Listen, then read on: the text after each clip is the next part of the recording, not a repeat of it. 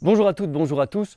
On se retrouve comme prévu au Château Paloumeil pour aborder la vie de ce millésime 2022. Alors, on est à peu près, on va dire, au milieu du gué, un peu plus, mais on a vendangé l'ensemble des merlots.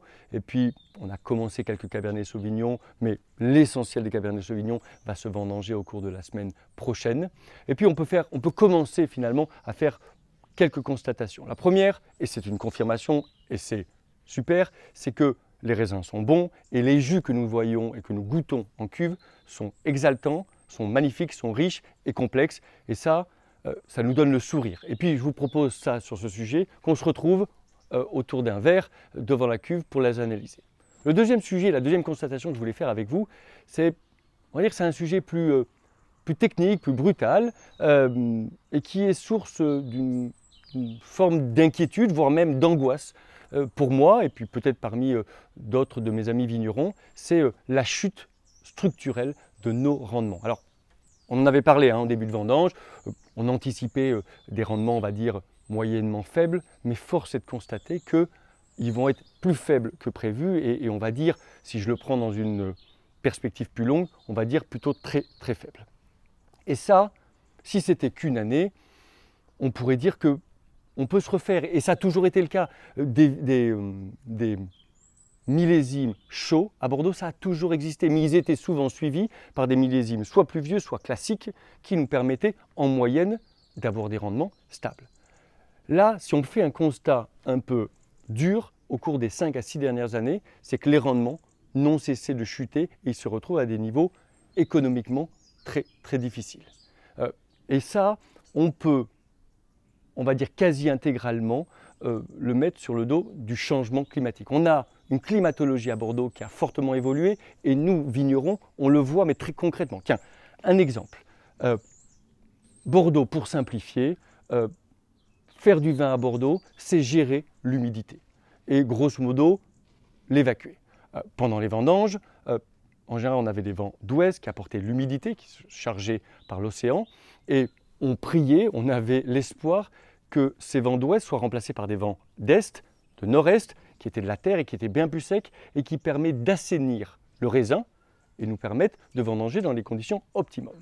Et bien écoutez, cette année, et je vais dire même depuis quelques années, mais là, cette année, c'était encore plus flagrant, ce vent de nord-est s'est installé depuis quelques temps et il a pour conséquence très directe de venir déshydrater, réduire le raisin, ce qui réduit très concrètement le rendement que l'on a et que l'on obtient par concentration.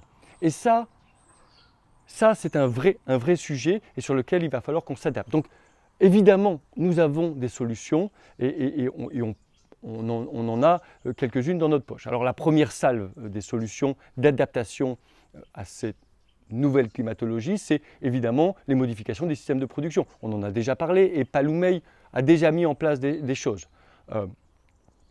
L'arrêt des feuillages, ou en tout cas sa réduction en majeure partie, la concurrence au niveau des sols, la plantation d'arbres ou peut-être la modification de certains palissages. Mais force est de constater que ce n'est pas suffisamment impactant. Et la deuxième salve de grands outils ou grandes solutions, ça va être, on va dire, la restructuration de l'ensemble du végétal que nous avons à notre disposition. Très concrètement, la vigne à Bordeaux a été sélectionnée pour un environnement, on va dire, pluvieux et plutôt frais, et il va falloir que l'on adapte ce végétal à des conditions bien plus sèches et chaudes. Et ça veut dire concrètement changer les racines, ce qu'on appelle nous les porte-greffes, et puis peut-être même, on va aller jusqu'à modifier dans certains cas les cépages, le raisin que vous avez autour. Et en plus, on a des solutions, elles existent et elles sont visibles. Il suffit de se tourner naturellement vers le sud, vers les vignobles méridionaux, sud de la France, Espagne, Italie, Australie, États-Unis, et il n'y a pas de sujet, il y a plutôt un optimisme. Des grands vins, il s'en fait partout, et donc je pense que nous avons les capacités à nous transformer, à nous changer, tout en continuant à faire des grands vins. Mais il va falloir beaucoup de temps. D'abord, il va falloir quand même adapter parce qu'on ne peut pas, comme ça, prendre toutes les solutions directes dans notre vignoble, il va falloir les adapter à notre situation, ce qui prend un peu de temps. Et puis, restructurer un vignoble, c'est entre 20 et 35 ans.